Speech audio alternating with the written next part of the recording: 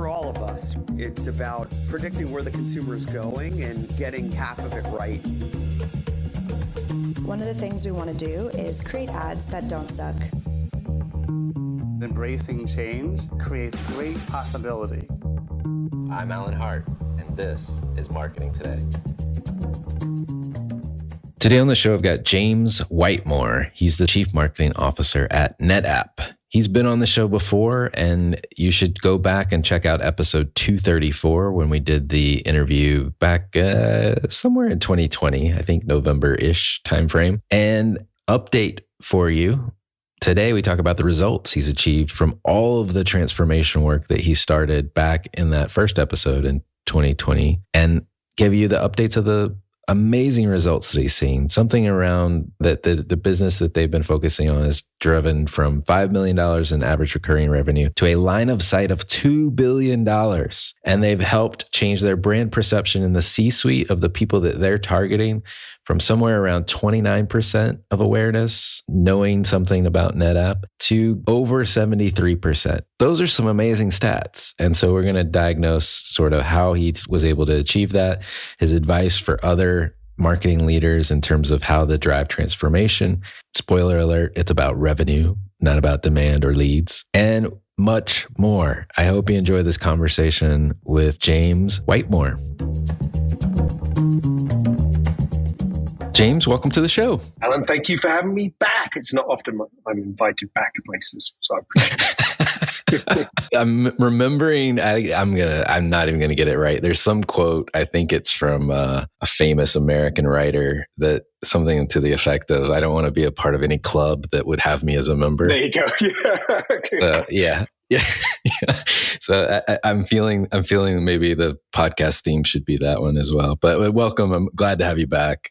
Looking forward to talking quite a bit about NetApp and what's going on. I know people that are listening to this, we've had you on before, so you should go back to episode 234 and listen to James in our first conversation. But we've covered a lot of ground with you. And we talked, I think, at length at that point in time about your path to the Chief Marketing Officer at NetApp. But maybe you could just recap kind of your story and your background and how you got to where you are in kind of the highlight fashion, if you will. Okay. Happy to. So I am a salesperson at heart, and I started my career in sales, and one of those mouthy salespeople that's always telling the marketing team what they should be doing and what's good, what's bad, and got into marketing in my first role at IBM in a product marketing role in the storage group, and then went back to sales. Then came back into marketing, and then joined Sun Microsystems from IBM and joined in a channel marketing role, and then went into the field at Sun Microsystems, ran selling teams in Asia Pacific, and then came back into the marketing gang as the head of marketing for the storage product group. Then did a few startups and joined them as CMO, but ended up running the go-to-market functions, including sales, marketing, and all the other associated go-to-market functions. And the last one of those startups was a company called SolidFire, who was acquired by NetApp in 2016. And that's how I got to NetApp. And when NetApp acquired SolidFire, the CMO chair was open, and they said, "You any interested in being CMO?" And I said, no way, I'm a salesperson. And it was in the sales group at NetApp for a couple of years, and then moved into the marketing group and eventually into the CMO role, and have been in that role for coming up 4 years and loved every minute of it. So my reluctance of being a CMO is always short-lived. When I'm in that chair, I love it. I love it. Yeah, no, that's awesome. That's awesome. And I have a special place in my heart for salespeople turned marketers, because you guys know how it happens, right? Like on the ground floor. And I think it puts a sharper edge on the plans and strategies that you develop when you have that edge, if you will. I think you're right. And I think that the relationship between sales and marketing can be a tortuous one sometimes. But if you've got somebody who already understands the mentality of a seller leading the team, it's easier just to develop a great relationship. And I also think that if you look around the slate of CMOs in tech, so many more of them are coming from commercial backgrounds and selling backgrounds, and the understanding of revenue engines rather than demand engines, the use of data to really drive decisions seems to be so much more important for a CMO today rather than creativity. It's that's obviously still important, but it's that revenue and data element which seems to be most prevalent. Yeah, no, I agree. Well, the last time we talked, I think it was November of 2020. It was a major event going on during that time called a pandemic. I think we were both in the throes of trying to adjust to hybrid and virtual work. And you had some beautiful camera setup, if I remember correctly, because you look great on video. What's been happening since that time? What I guess that's almost 2 years since we last talked. So what's been happening? Yeah, first up, from a business perspective, it's been a period of great growth for NetApp. Our business is data storage, data management, and associated services. And that business has remained very healthy. We have continued to expand our cloud offerings, cloud data management, data storage offerings, particularly in partnership with Google, Microsoft, AWS, and VMware. And those offerings have matured very nicely. When I joined NetApp, that cloud portfolio was less than $5 million in annual recurring revenue. And we just laid out a plan for our financial community and our board, getting it to $2 billion in a very short space of time. So really, really rapid growth in that cloud business. Holy cow. Yeah, it's crazy. And marketing has been a huge part of that. It's a very much a marketing-led revenue engine. And we've learned a lot about the different marketing engines of Google, Microsoft, AWS, VMware, and how we plug into that and how we really work with them to drive revenue. So that's been a huge learning.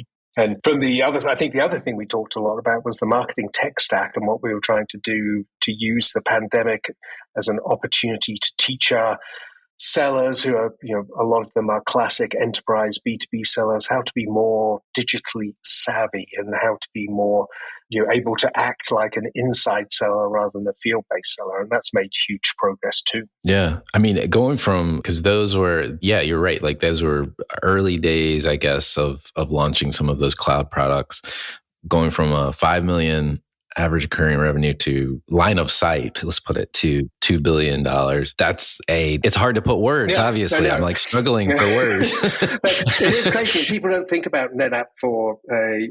We're a 30-year-old company, and the first thing that people who know NetApp think of is, a classic engineered storage systems and software company. So a lot of work that I've been doing and my team has been doing over the last 2 years is about changing that brand perception.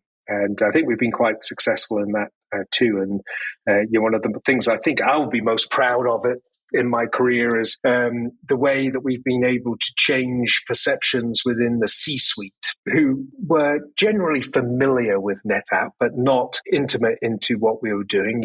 In most large organizations, NetApp had been a part of their IT infrastructure, and it was just always there. But as where we've introduced more and more cloud services, and they get run up the line for approvals and recommendations into the C-suite, it was really important for us to change that perception. And we just have made remarkable progress there, where 2 years ago, less than 29% of CIOs were, I think it's somewhat familiar or very familiar with NetApp, and that now ranks at over 73%.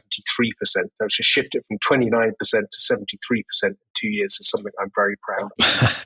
Yeah, another phenomenal stat. I mean, so all right, we got to deconstruct this. Like, how did you do this? Because everybody wants to know, like, what was the engine behind all of this growth and perception change all at the same time? Well, growth is very much tied to the market growth, right? And the growth of cloud services in the marketplace. And it's not that we just ride the back of people like AWS and Google and Amazon. That's not it at all, because we have to be able to position our products within their broad portfolios. And a lot of work is done to make sure that the NetApp services that are sold through their marketplaces and as their first-party services are the services of choice for large-scale enterprises as they migrate their workloads to the cloud. So it's not an easy thing, but it's carried by market momentum.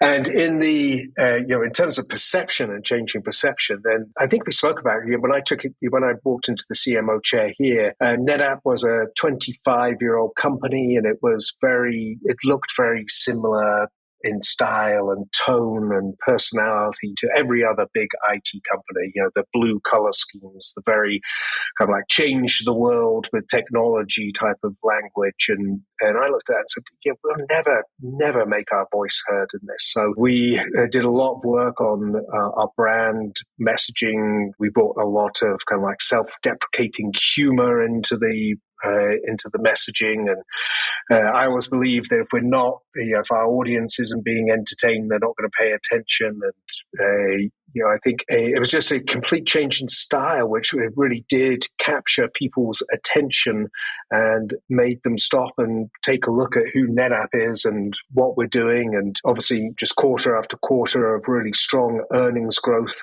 gets you attention too. So it's a combination of factors. No, that makes sense. And from a marketing standpoint, I mean, we did talk about like the new campaigns and the humor and how you're positioning yourselves, like making that more vibrant, so to speak. But to achieve that scale that you guys have achieved, like must have been quite a bit of MarTech, if you will, in the background. How did that play out? Well, that's exactly it. The ability to look at every tactic of execution on a real-time basis and understand what's working from a content perspective, from a channel perspective. It's so key, and it's tools like Caliber Mind and Lytics that have been so important to that, and huge amount of work that has gone on within our own teams, within the marketing teams, to really teach them how to use these tools, how to think like a seller, not just a marketeer, just as we're working with our sellers, teaching them to think like a marketing person, not just a seller, and a lot of kind of cross-population of skills, I think, between the marketing and sales teams. How does IT come into play at NetApp? I mean, it varies, the collaboration and the synergies or lack thereof, depending on the company you talk to. So I'm curious what it's like at NetApp. It's critical. I mean, it's absolutely critical. We just had a change in CIO. The previous CIO, Bill, was absolutely a strong ally and partner to marketing. And we would joke that we are BFFs and we would host joint town halls. And I think at one stage someone sent us some love heart necklaces to wear. But it was just a real strong partnership. As Bill retired, we have a new CIO on board and working very closely with him, helping him understand all of the marketing technology stacks. But his team, the team around him, remained very, very consistent, and they just work so well together. We couldn't do what we do without the IT team, that's for sure. Well, you're obviously measuring your impact through revenue and also through this perception change. Are there other near-term measures that you look at, or how do you think about measuring your overall impact and making sure you're showing traction in the meantime? Well, I'll give you the C-level pitch on that, and a lot of work done to educate my peers around the leadership table over the last couple of years on the marketing metrics that matter. And I started this campaign of educating that the lead is dead. Don't ask me about leads. You can ask me about anything, but just do not ever ask me where's my leads or how many leads have we got. And they're starting to really understand that. And we spent a lot of time talking about how antiquated, linear, serial lead flows are, and how important it is to understand every interaction you have with a prospect and customer over every stage in their buying process. And now we can actually visualize that and show them all those interactions. So the three things I focus on with the leadership team and with our selling teams is, first up, you should hold me accountable for, or the marketing team accountable for, reaching and engaging the audiences that matter. And you're just developing this understanding that, hey, you don't get anywhere if you aren't getting your messages in front of the people who matter, the audiences that matter. And a lot of work has been done with our selling teams on really segmenting audiences by enterprise accounts, commercial accounts, by acquire accounts versus existing accounts, and really building a full picture of who our target audience is across the portfolio. And now we can have a meaningful conversation about how we're reaching them and engaging them. The second set of metrics is always about how we are helping create opportunities to sell. And we look at that in terms of influence pipeline. It's not about leads. A lead is nothing unless it results in an opportunity to sell. And this concept of influence pipeline and engaged pipeline is so critical. And then the third area is impact on revenue, looking at all the deals that are closed, whether they're closed by our sellers or through marketplaces of our cloud partners or through our channel partners. What was marketing's impact and contribution to that revenue? So we got audience reach and engagement, opportunity creation and engagement, and then influence on revenue. Those are the three things. Yeah. Well, I mean, it says so much. It sounds so simple, I guess is what I'm trying to say. And at the end of it, I guess it is, but getting there must be a challenge if you don't have the right tools, process, et cetera. Well, it's been a 2-year slog. I mean, well, 3 years slog, actually.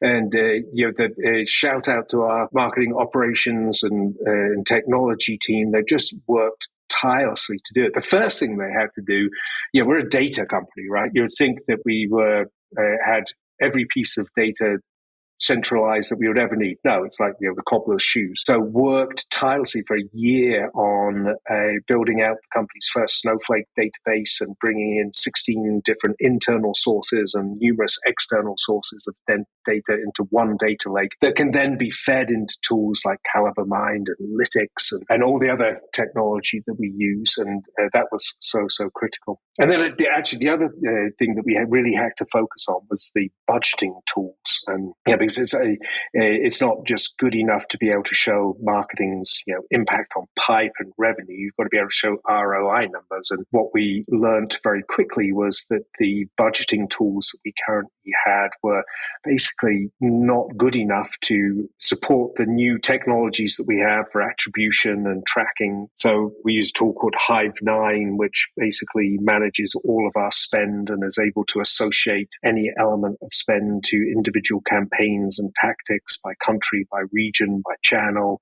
And that then gives us some really good insight on ROI numbers. So that was an important part of it. No, that's amazing. That's amazing. I have not heard of that system. I have to check that out. Obviously, rubber meets the road with sales. And you just described in that last, the revenue impact. I hadn't been thinking about the fact that you sell inside of an ecosystem, right? That multiple ecosystems, I should say. And so you've got partners that are helping to close. Sometimes they're closing the deals. Sometimes you're closing the deals. It sounds like there's also a split between what's marketing closed and what your own sales force might be doing. So how do you think about that? That sounds extremely complex. It's complex. Yeah. But to me, it's, I'm just a data nerd and a marketing as a science, but I find it fascinating. And just looking at for a deal that's closed, how it got there, what partners touched it, where it bounced in and out of, maybe an AWS marketplace and into our marketplaces. And it's just, fascinating. It is complex. And what I school the team is, that don't get sucked into the data.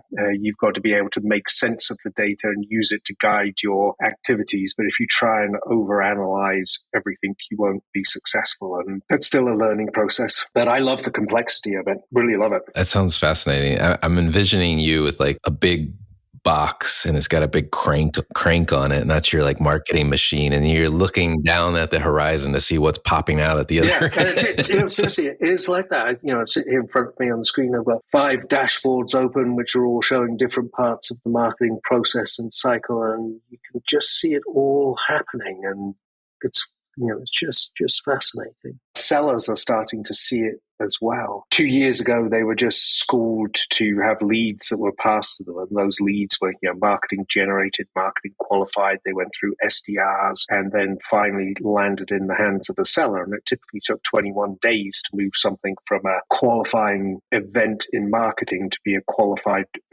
lead in a seller's hand. 21 days, it's nonsense. And now they get real-time alerts, and we're teaching them what to do with those alerts. If you get an alert to say that so-and-so in this account has done this, here's 3 or 4 recommended courses of action. And they're really starting to pick up on it. It doesn't take long for them to really pick up on it. And there's just some great examples of how it's helped account teams and the field-based sellers into new accounts to uncover new opportunities in existing accounts. And that's what really makes an impact. Yeah, no, definitely. Those stories and case studies just fuel, I'm sure it's your flywheel, right? It fuels even more success. How has all of these efforts and initiatives that you've been on, this journey, if you will, how has it impacted your thinking around your overall marketing efforts or the approach in general to marketing? Firstly, it's helped us shape investment models and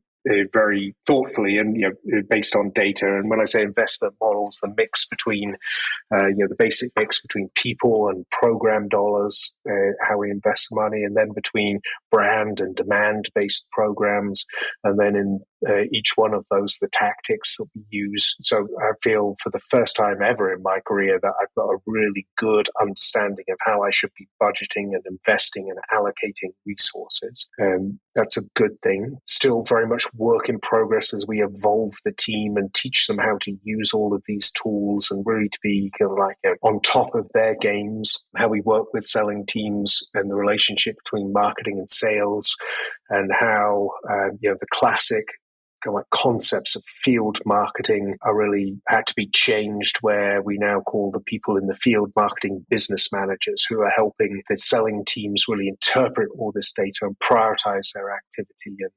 And that was a big shift away from the classic field marketing. It was much more event orientated, and so lots of changes taking place in the teams and the relationships between others in around the company. That's amazing. And you've been on an amazing transformation journey of how you go to market in many, many, many different ways. What advice would you have to other CMOs that might be listening to this that are just starting their transformation journey or thinking about driving a new transformation journey? I think for me, perhaps the three key elements are, firstly, you've got to very focus on the revenue and where the revenue comes from, where it's actually transacted and how it gets to be revenue rather than just demand or leads.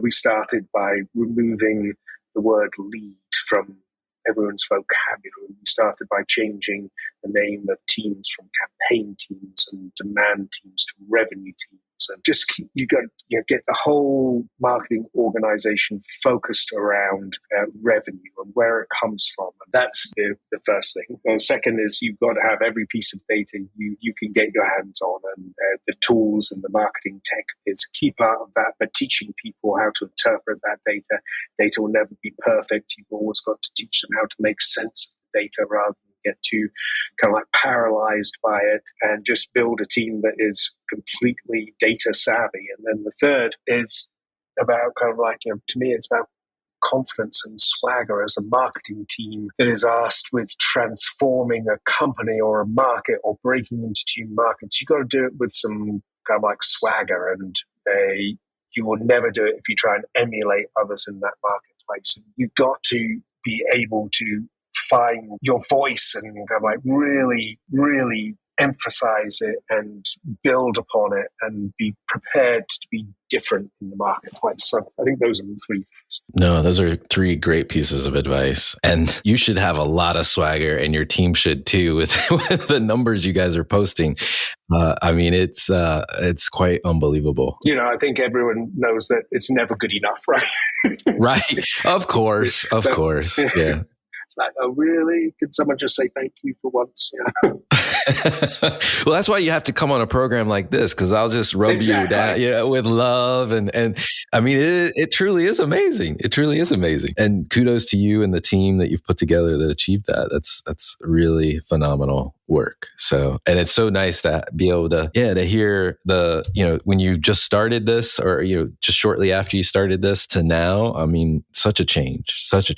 So kudos. Well, there's a couple other topics I'd like to talk about. One is, I think one that's near and dear to you is being an advocate for diversity and inclusion, and curious how that's taking shape at NetApp, and why is it important, and is marketing have a role in helping to drive those efforts? I think, it is incredibly important. And I'm very proud of the team we have in marketing and the way that it is really a role model, I think, for diversity and inclusion across the company. In a 30-year-old tech company that is dominated by engineering resources, diversity and inclusion is something that is sometimes a bit of a struggle, but the marketing team is quite phenomenal. And I think in a few ways. Firstly, I think about the power that you get when you have diverse thinking at the table, and it's nothing to do with kind of like physical diversity and inclusion. It's just different ways of thinking. And we use a lot of different tools. Strength Finders is one of my favorites to understand what the different thinking patterns and what skills people bring to the table. We use that across my leadership team, across their leadership teams to try and make sure that we are bringing diverse thinking into the table. And the second thing is that in overall role of diversity and the company's ability to build a diverse and inclusive workforce, marketing plays a huge role. And we've done a lot of work over the last 18 months around employer branding and employee engagement and really supporting our employee business resource groups. And we've never really, the marketing team at NetApp had never really had too much of a proactive role in that before. And that's, for us, that's so important. The talent that we're hiring today is so different from the talent that we hired 5 years ago. And, a good example for me is we just opened a new international headquarters in Cork in Ireland. And Cork is a very competitive town in tech.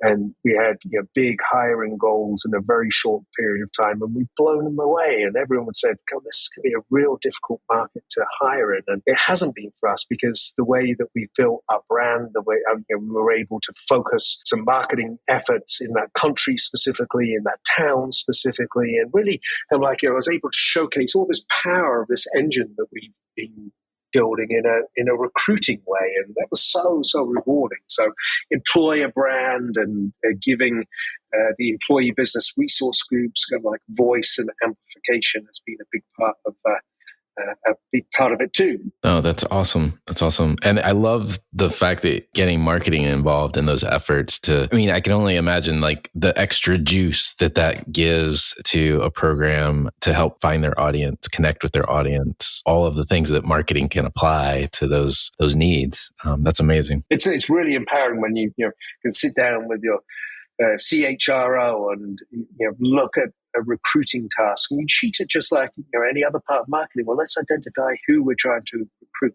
Tell me specifically who are they. Then put this engine to work to target them, to be able to show the levels of engagement that we're getting with those audiences, to show where they are, and there's kind of like recruiting pipeline. I feel like the engine that we've built here can be applied in so many different ways. It's like, bring me another challenge and let's see what we can do. No, absolutely. And I can only hope that you'll get the same results too. Mm-hmm. Yeah, but so far, so great. Yeah, so good. Awesome. Well, I have two other questions for you, more on the marketing side of things. And it's a question I've been asking folks that have been coming on recently. Curious if there's a topic you feel like marketers need to be learning more about today, or maybe it's something that you're trying to learn more about yourself. Well, back to the diversity inclusion, that's something we work with the team on. As a marketing team, I believe that it is important for each one of them to understand what it means to be an ally and how critical that is, and how important it is for them to have a clear understanding of internal employee engagement, not just external audience engagement. And so a lot of work that we do with the marketing team is along those lines. Then just developing their skills about being digitally savvy, being data orientated, the transformational mindset.